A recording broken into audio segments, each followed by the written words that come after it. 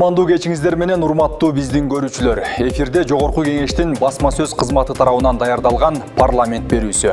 Бул апта ичинде топтолгон жаңылыктар менен мен Мырза Мыйзам тааныштырам. Алгач кыскача анонс менен таанышып алыңыз.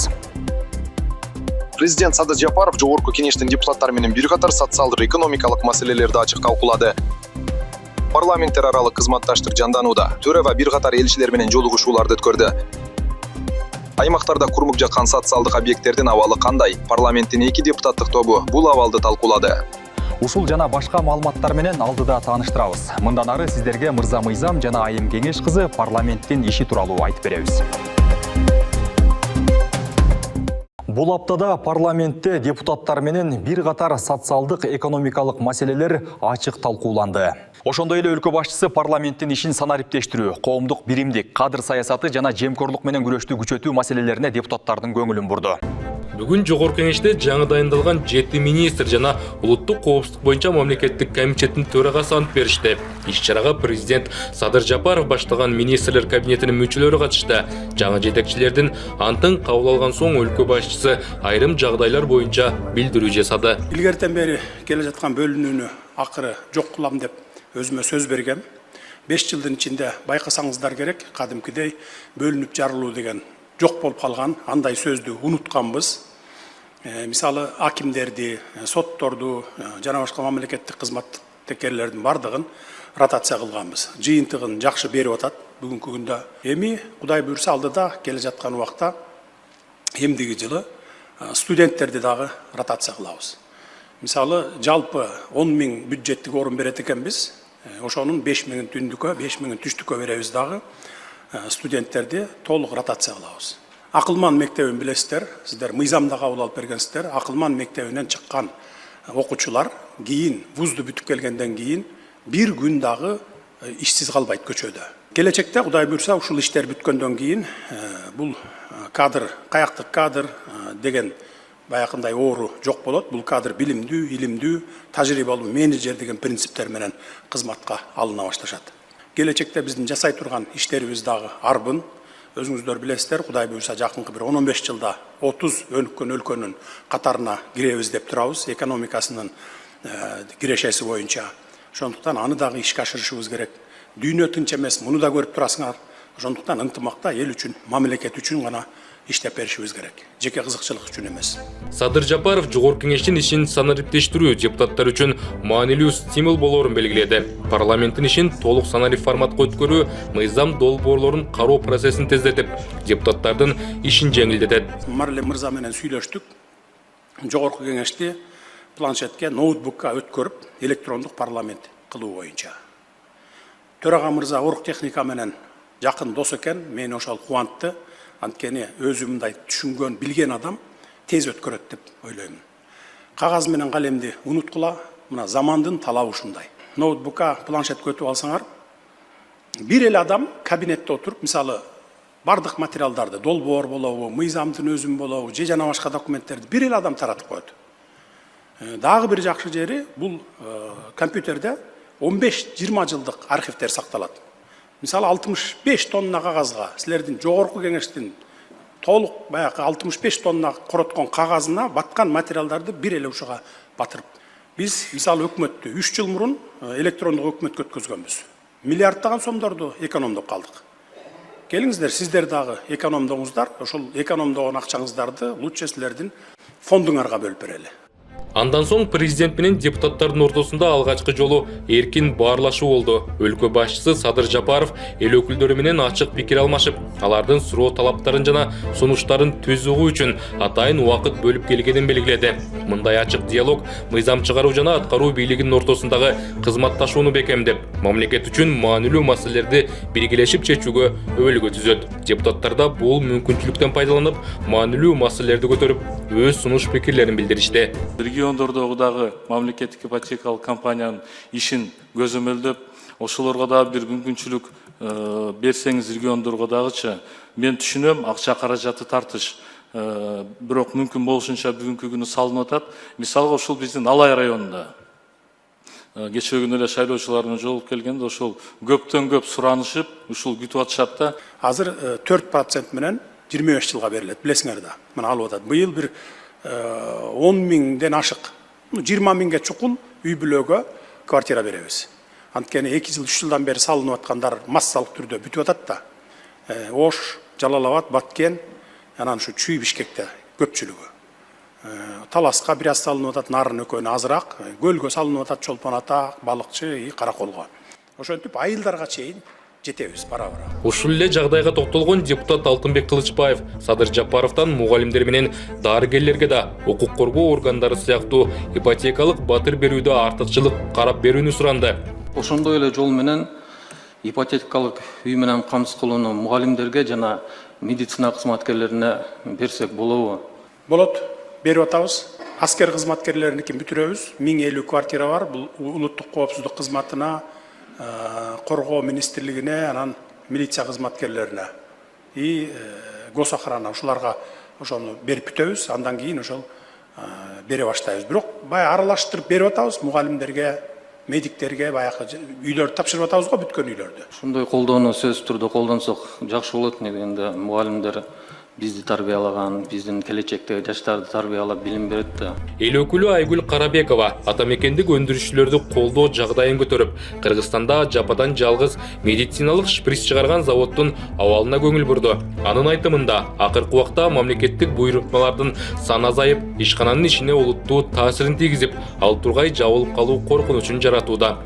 Урматтуу Садыр Нуркожоевич, дүйнөнүн көптөгөн мамлекеттери өзүнүн медициналык өндүрүшүн стратегиялык тармак катары коргоп, мамлекеттик сатып алуулар аркылуу биринчи кезекте өз өндүрүүчүлөрүн колдойт. Ошондуктан бул маселени Саламаттык сактоо министрлиги жеке көзөмөлгө алышы керек деп эсептеймин. 4-5 жыл мурунку Алымкадыр Бейшеналиев министр эле ал убакта биз процентсиз кредит берип жардам бергенбиз. Кийин ошо төгүп кутулду окшойт. Азыр 500 миң шприц чыгарат, бирок бир аз эле проценти биздин атамекенге сатылып атат деген боюнча министр эсиңизге тутуп коюңуз. Бүгүн чыгып туруп ревизия кылыңыз, каяктан алынып келинип атат, эмне үчүн өзүбүздөн чыккан өндүрүштү албай атасыңар ошону түшүндүңүз, Мамлекеттик сыйлыктарды оптималдаштыруу багытындагы реформаларда депутаттардын көңүл чордонунда болду. Учурда Жогорку Кеңеште экинчи окууда каралып жаткан мыйзам долбоору боюнча депутат Камила Талиева сөз алып, мугалимдер менен дарыгерлерди мамлекеттик сыйлыктардан четтетпөө керектигин белгиледи. Бизде мамлекетте ушул президенттин колунан сыйлык алсам экен деп өмүр бою врачтар менен мугалимдерибиз бир гана наам калды да, ыйык наам бул баягы заслуженный врач, заслуженный мугалим деген. Башка жана эл мугалими дегендерди алынып салынбадыбы? Ушул эл мугалими дегенде дагы бир кезде туура эмес алынып калган да. Анан ушуну мыйзамга киргизип, мына баягыны ошону да алып салган экен, экинчи окууда ушуну киргизсек. Кошумча кылсаңыздар, кошумча кылгыла. Бул силердин укугуңар. Мен силер өткөрүп берген мыйзам менен макулмун. Бул сыйлыктар боюнча. Мамлекет башчысы өз сөзүндө Жогорку Кеңештин депутаттарын мыйзам долбоорлорун ийне жибине чейин кылдат карап чыгууга, аткаруу бийлиги менен эри шаркка кыйша алып барууга жана өлкөнүн өнүгүшү үчүн биргелешип аракет көрүүгө чакырды. Урматтуу Садыр Нуркожоевич, тарыхта чындап эле биринчи жолу ачык, айкын суроо жооп кылып дискуссия кылып бергениңиздерге чын жүрөктөн ыраазычылык билдиребиз. Рахмат. Рахмат, урматтуу депутаттар, жакшы иштеңиздер, ишиңиздерге ийгилик каалайм. Бүгін Жогорку Кеңештин төрагасы депутаттардын, мамлекеттик органдардын жана кризистик борборлордун өкүлдөрүнүн катышуусунда жыйын өткөрдү. Анда кризистик борборлордун ишиндеги көйгөйлөр талкууланып, аларды чечүү боюнча сунуштар айтылды. Төрага акыркы жылдары мамлекет тарабынан социалдык маселелерге өзгөчө көңүл бурулуп жатканын белгилеп, үй бүлөлүк жана гендердик зомбулуктун алдын алуу багытындагы иштерди күчөтүү зарылдыгын айтты. Анын маалыматына ылайык, өткөн жылдын алгачкы 10 айында эле 18 миңден ашуун үй бүлөлүк зомбулук фактысы катталган. Ал эми өлкө боюнча болгону 17 кризистик борбор иштейт. Жыйында кризистик борборлордун өкүлдөрү каржылоо маселеси курч экенин билдиришти. Талкуунун жыйынтыгында парламент башчысы тиешелүү мамлекеттик органдарда көтөрүлгөн маселелерди карап чыгып, өкчам чараларды көрүү тапшырмасын берди. Ошондой эле Жогорку Кеңеш бул тармактагы мыйзамдардын аткарылышын көзөмөлгө алары белгиленди.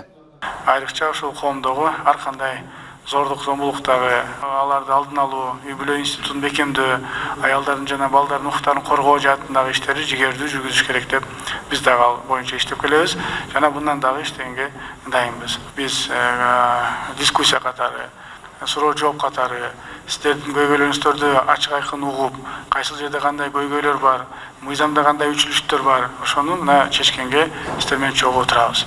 Баарыбызга жашыруун эмес, туура акыркы убактарда мамлекетибизде ошол көптөгөн кайрылуулар келип түштү. Өлкөчө жогорку кеңешке өтө көп кайрылуулар келип түштү.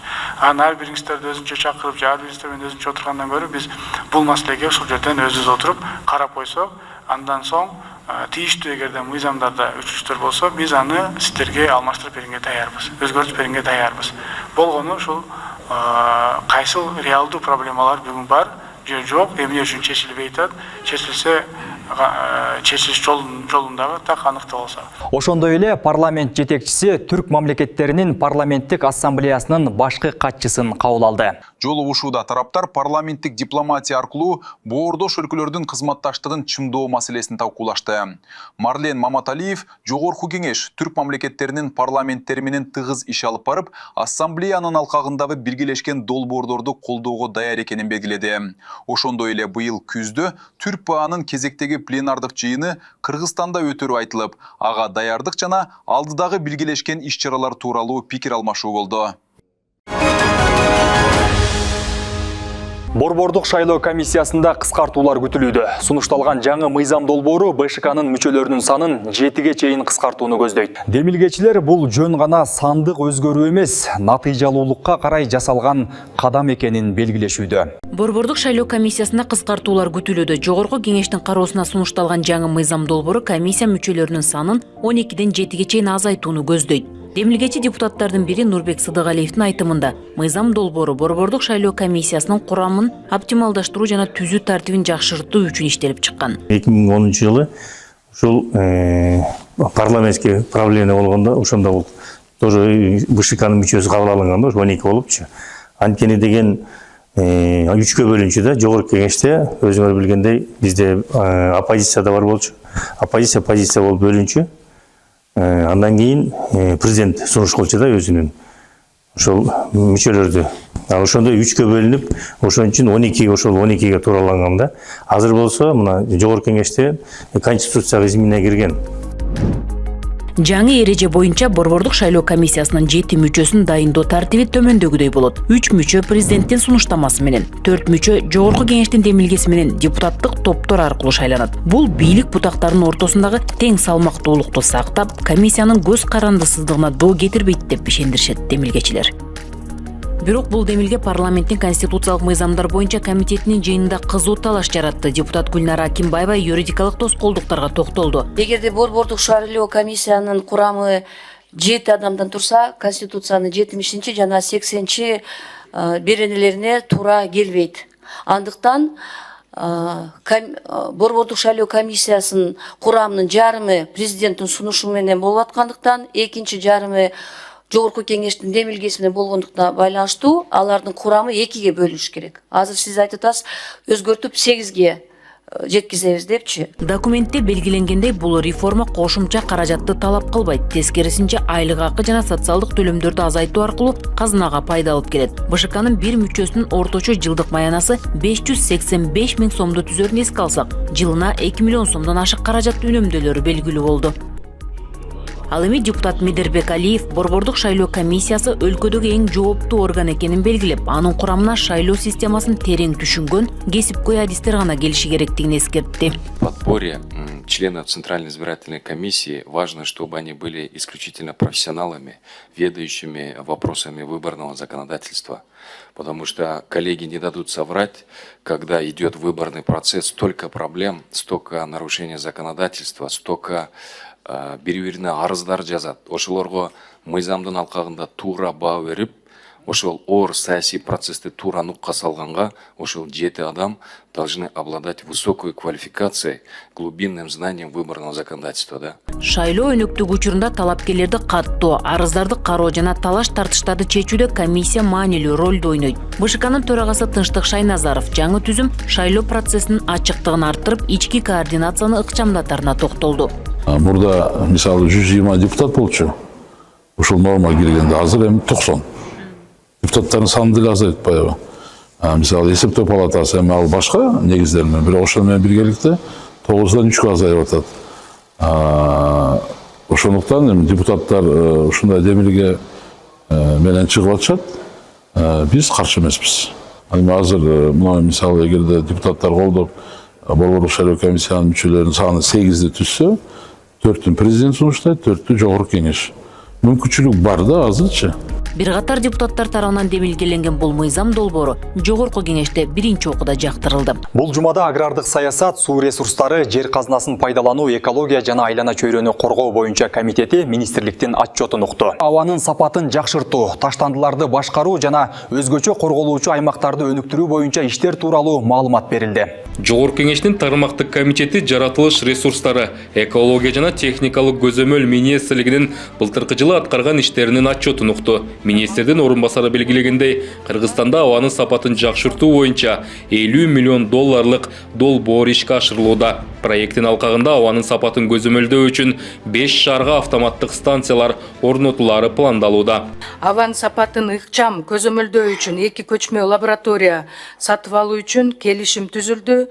Бишкек, Ош, Карабалта, Токмок жана Чолпон Ата шаарында орнотулуучу 11 автоматтык станцияга техникалык документтер даярдалып, Дүйнөлүк банк менен макулдашууда.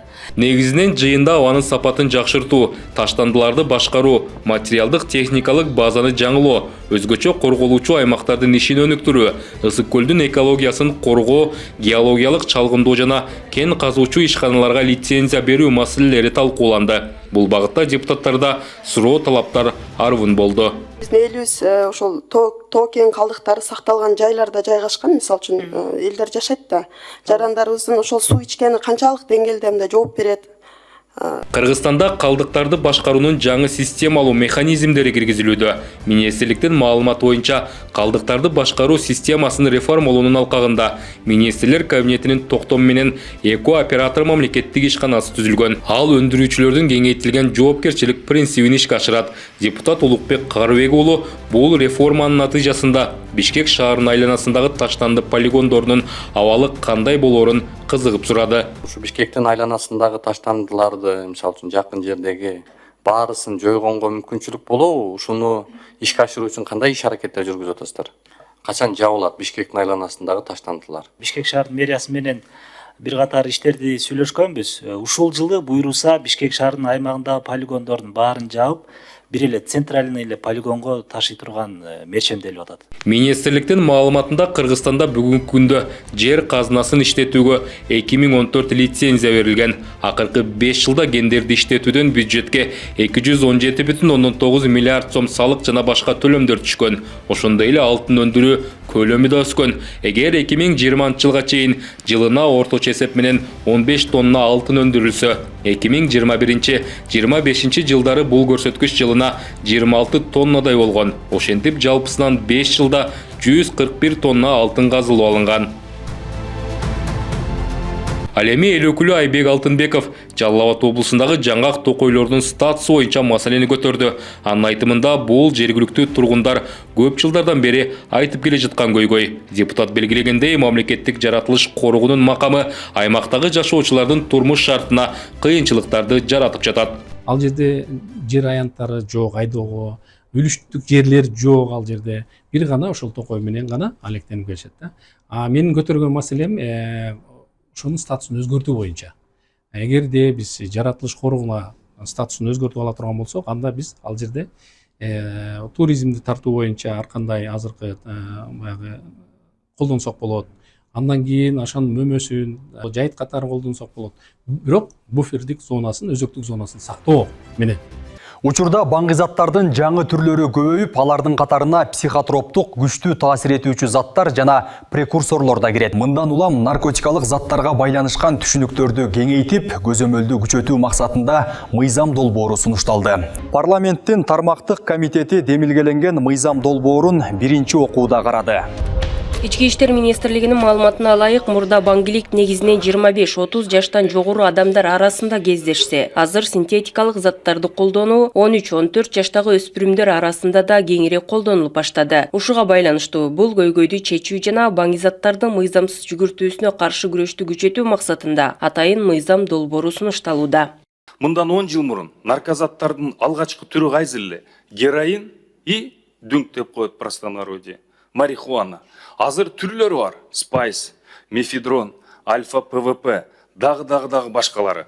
Ошон үчүн, чтобы было широкое применение, регулирование соответствующих отношений, мы предлагаем дать широкое понятие. Акыркы 2-3 жылда өлкөдө синтетикалык баңгизаттардын жайылышы эң курч көйгөйлөрдүн бирине айланды. Анткени аптекалык наркомания деп аталган коркунуч боюнча да кеңири кеп кылып келишет. Бул өзгөчө жашы жетилик өспүрүмдөр үчүн чоң көйгөй жаратууда. Анткени синтетикалык заттар адамдын мээсин бир нече айдын ичинде эле калууна келгис кылып бузат. Бир кабыл алгандан кийин жанагы наркотикалык заттан, экинчи, үчүнчү заттан кийин уже адам уже көнмүш адат болуп ташташ өтө кыйын да. Бул мындай жанагы жерде массалык маалыматтарда айтып берди ушуну наркотика заттарды кабыл албагыла, мындайды жаш балдарга көрөбөй үйрөтпөгүлө деп кандай жана баракча кылып чыгарып атпа. Бул негизи өтө коркунучтуу наркотик деген бул. Көбүнчө мындай дарылар психотроптук же күчтүү таасир этүүчү заттардын тобуна кирет. Алар негизи медицинада катуу ооруну басаңдатуу же психологиялык ооруларды дарылоо үчүн колдонулат. Бирок акыркы убактарда баңгилик максатында да колдонулуп жатат. Талкуу учурунда эл өкүлдөрү курамында күмөн жаратуучу заттар бар дары каражаттарын тыкыр изилдеп чыгууну сунушташты. Бұл жерде бір топ мындай күмөн жаратуучу нерселер айтып атат, заттар же болбосо лекарственный дарылар деген түшүнүктөр боюнча так мындай аныктама бериш үчүн да. Сильно действующие препараты, это же могут использоваться и в медицинских целях. Тура, Эркебек Джумабекович? Сильно действующие веществоларды рецепт жок саткан болсо, ал адам эмне колдонот кылмыш түрүндө да. Ага зависит болот. Азыркы мыйзамга бул мурдагы мыйзамдар киргенден кийин бул сильно действующие вещества деген бул бияка да кириш керек да. Жаңы мыйзамда жарнама жөнүндө актыга да өзгөртүү киргизилет. Эми баңгизатты кыйыр түрдө жарнамалоо, интернеттеги шилтемелерди жайылтуу кылмыш катары каралат. Айтып атам, мыйзам долбоору бул маңызы туура деп атам. Бул мыйзам долбоору керек. Мындай баңгизат менен күрөшүү үчүн бул нерселерге барышыбыз керек. Бирок төмөнгү мыйзамдык ченемдерди тебелебей, ошолорду так аткарып кетиш керек деген нерсени айтып атам да. Кызуу талкуунун жыйынтыгында комитет мүчөлөрү аталган мыйзам долбооруна сунуш пикирлерди айтуу менен биринчи окууда колдоп берди. Кыргызстанда насыя алуу шарттары жеңилдеп, кара тизмеде жүргөндөргө жаңы мүмкүнчүлүк берилиши мүмкүн. Экономика жана коммерция министрлиги насыялык маалымат алмашуу жөнүндөгү мыйзамга өзгөртүүлөрдү киргизүүнү сунуштап жатат. Бул реформанын башкы максаты жарандардын жана ишкерлердин каржылык эркиндигин кеңейтүү. Эң негизги өзгөрүү насыялык тарыхты сактоо мөөнөттөрүн кыскартууга багытталган. Эгерде мурда жарандардын терс насыялык тарыхы 5 жылга чейин сакталса, эми бул мөөнөттү 3 жылга чейин кыскартуу пландалууда. Ал эми өз убагында төрөнгөн. Тактап айтканда, позитивдүү маалыматтардын мөөнөтү 7 жылдан 5 жылга түшүрүлөт. Өзгөчө жеңилдик чакан насыя алгандарга берилет. Эгерде карыздын суммасы 30 000 сомдон ашпаса, жана ал төлөнүп бүтсө, терс маалымат болгону 1 жылдан кийин өчүрүлөт. Насыялык кара тизмеде калып калган 200 000 чукул жаран бар. Мыйзамдагы жаңы өзгөртүүлөр дал ушул адамдарга расмий банктардан тайрадан насыя алып, өз ишкердигин баштоого жол ачат. Талкуудан кийин жогорку кеңеш насыялык маалымат алмашуу жөнүндө Кыргыз Республикасынын мыйзамына өзгөртүүлөрдү киргизүү тууралуу мыйзамдын долбоору экинчи окууда колдоп берди. Мамлекеттик кызмат байып кетүүнүн жолу эмес. Жогорку кеңеш чиновниктердин жеке кызыкчылыгы менен мамлекеттик милдетин так бөлүп көрсөткөн мыйзам долбоорун экинчи окууда кабыл алды. Министрлер кабинети тарабынан демилгеленген бул мыйзам долбоору мамлекеттик кызматтардагы тазалыкты камсыздоого багытталган. Негизги максат кызматкер өзүнүн же жакындарынын пайдасы үчүн кызмат абалын колдонуусуна бөгөт коюу. Кызыкчылыктардын кагылышуусу жөнүндө Кыргыз Республикасынын мыйзамына өзгөртүүлөрдү киргизүү тууралуу Кыргыз Республикасынын мыйзамынын долбоору. Талкуу учурунда Эльвира Сурабалдиева мамлекеттик кызматкерлер тарабынан мүмкүн болуучу же болуп өткөн кызыкчылыктардын кагылышуусу боюнча буга чейин келип түшкөн жана расмий түрдө катталган арыздар тууралуу сурады. Кызыкчылыктардын кагылышы боюнча мамлекеттик кызматта, жоопкерчиликтүү кызматта иштеген адамдардын өздөрүнөн алдын ала бул жерде кызыкчылыктардын кагылышы болуп калат экен деп арыз келди беле сиздин эсиңиздерде? Саламатсызбы, Эльвира Жыргалбековна, мындай учурда катталган эмес. Эмнеге деп ойлойсуздар? Мыйзам буга чейин мындай жакшы иштебегендиги үчүн го деп ойлойм. Бул суроолорду эмнеге берип атам? Мыйзамды мен колдойм. Бирок урматтуу жетекчилер, сиз туура түшүнүңүздөр. Эмнеге биздин кызматта иштеп жаткандан кийин алардын туугандары, бир туугандары, аялдары, кайынжурттары байып атат да, ошол именно ошол жаатта каражаттарды алып, а бирок аны деген только бир саясий кырдаал өзгөрдүгөндөн кийин биз текшерип атабыз да. Депутаттар Улам Примов менен Камила Талиева жазалоо механизмдерине басым жасашты. Эгер жетекчи өз кызматкерлеринин арасында кызыкчылыктардын кагылышуусун жөнгө салбаса, ал кызматтан бошотууга чейинки тартиптик жоопкерчиликке тартылышы керек дейт алар. Да, ошол мыйзам долбоорунун 28-берененин 1-бөлүгүндө экен да бул. Туурабы? Мына эмгек мыйзамдарына ылайык деп турат. Бул кайсы эмгек, кайсы мыйзамды айтып атасыз? Бул кандай жаза каралат анан ошол беренеде? Сиздер айтып атасыздар, бул жерде кагылышуу болгон учурда жетекчини кызмат ордунан бошотуу үчүн негиз болуп саналат деп турасыз. Ушул берене иштейби дегим келип атат да, негизи. Колдонулабы? Чынын айтканда ушул өзгөртүүлөр ушул мыйзамды иштетүүгө болгон аракетте, анткени бул коррупциянын алдын алуу боюнча эң негизги маселе, эң негизги мыйзамдардын бири да. Ал эми Дастан Бекешев менен Гуля Кожокулова мыйзам кимдерге тиешелүү болоорун жана этика боюнча комиссиялардын ыйгарым укуктарын тактоону талап кылышты. Сколько лиц было привлечено дисциплинарной или какой-либо административной ответственности руководителей за несоблюдение данного закона о конфликте интересов? Было проведено свыше 70 проверок органами прокуратуры по республике. Выявлено 172 нарушения. По ответственности у нас привлечено к штрафу, согласно статье Кодекса о правонарушениях, это неисполнение требований нормативных правовых актов, 84 должностных лица, ошибаюсь, одно должностное лицо, дисциплинарной ответственности 84. Бул документ келечекте мамлекеттик кызматка туугандарын же тааныштарын орноштуруу же тартуу аркылуу пайда табууну көздөгөндөргө каршы негизги курал болуп калмакчы. Сунуш пикирлерди берүү менен мыйзам долбоору экинчи окууда колдоо тапты. Ишеним жана Алатоо депутаттык топторунун биргелешкен кезектеги жыйыны болуп өттү. Жыйында саламаттык сактоо министрлигинин жүргүзүп жаткан иштери жана республика боюнча курулуп жаткан социалдык объекттердин абалы тууралуу маалымат берилди. Учурда республиканын бардык аймактарында дарыгерлердин санынын азаюу тенденциясы байкалууда. Эң чоң кадр тартыштыгы үй бүлөлүк дарыгерлер, педиатр, акушер-гинеколог, хирургтар, санитардык эпидемиологиялык профилдеги адистер, ошондой эле нур жана функционалдык диагностика адистеринин арасында болууда. Бүт бардыгы келип, кадрдын жетишсиздиги бул айлык маянадан келип чыкканда. Белгилеп айта кетейин, айлык маянанын 100% көтөрүлүп аткандын ичинде биздин президентибиз Садыр Нуркожоевич Жапаровдун ар бир врачка, ар бир медайымга ай сайын президенттик фондон 15 000 сомдон кошумча акча бөлүп берип атат. Бул дагы болсо биздин врачтарга болгон стимул болот. Мен ойлойм, бул бир аз болсо дагы айлык маянасы чечилди. Дарыгерлердин коомдогу кадыр баркын көтөрүү багытында иш алып барыш керек. Анткени өзүңүздөр көрүп жүргөндөй бүгүнкү күндө дарыгерлер ушундай аз айлыкка иштеп элибиздин калкынын саламаттыгын сактап ак кызмат кылганы үчүн биз тескерисинче аларды коомдо жогору баалашыбыз. Кыргызстанда калктын туруктуу саны 7 миллиондон ашык деп көрсөтүлгөн. Элдин саламаттык абалына токтолсок, жалпы талdoого ылайык өлүм көрсөткүчү айрыкча Чүй, Баткен жана Ош облустарында жогору катталган. Ал эми ымыркайлардын өлүмүнүн өсүшү Нарын жана Ысык көл облустарында байкалган. Мындан тышкары быйыл министрлик 200 дана тез жардам унаасын сатып алууну пландап жатат. Алар аймактарга бөлүштүрүлүп берилет. Эми тез жардам унаалары азыр Лейлек, Баткен, Сүлүктүгө кандай бөлүнгөн? Бүткүл дүйнөлүк банктан бир 200дөй тез жардам унаасын пландап атабыз жылдын аягына чейин. Андан сырткары Азия өнүктүрүү банкынан бир $1 миллион грант акчабыз бар. Ишеним жана Алатоо депутаттык топторунун биргелешкен жыйынында курулуш, архитектура жана турак-жай коммуналдык чарба министрлиги да республиканын аймактарында курулуп жаткан социалдык объекттер, мектеп, бала бакчалар жана ооруканалар боюнча маалымат берди.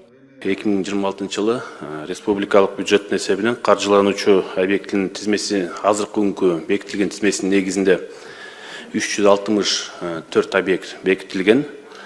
Бул капиталдык салымдар беренеси жана мамлекеттик казыналар облигациясы аркылуу бекитилген объекттер. Анын ичинен бул курулуш объекттери бул 222 объект, капиталдык оңдоп түзөө 128 объект, таза суу боюнча 14 объект.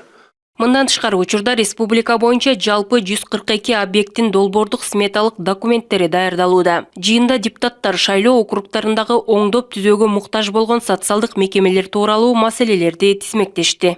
Бир топ мектептер бар да, өзү сөөгү жакшы.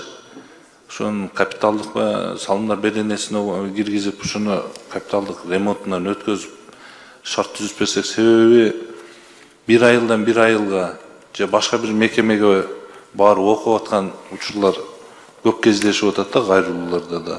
Жыйынтыгында эл өкүлдөрү эки министрликтин маалыматын жактырды. Урматтуу көрүүчүлөр, жогорку кеңештин ишмердүүлүгүн чагылдырган парламент берүүсүн көрдүңүз. Парламентте эмне окуялар болуп жатканын толук биздин расмий Кенеш KG сайтыбызга баш багып таанышсаңыз болот. YouTube, Facebook жана Instagram баракчаларыбызга да катталууну унутпаңыз. Келерки аптада амандыкта көрүшөлү, саламатта туруңуздар.